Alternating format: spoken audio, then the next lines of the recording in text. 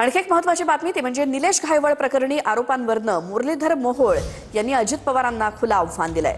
माझ्यावरचे आरोप सिद्ध झाले तर मी संन्यास घेईन असं मुरलीधर मोहोळ म्हणालेत। मात्र माझ्यावरचे आरोप सिद्ध झाले नाहीत तर त्यांनी संन्यास घ्यावा।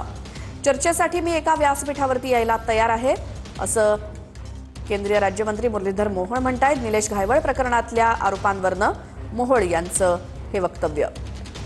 एका व्यक्तीला परदेशात जायला कोणी मदत केली? जरा डोकं खाजवा आठवा। पुण्यामध्ये एक व्यक्ती परदेशामध्ये पळून गेला की नाही?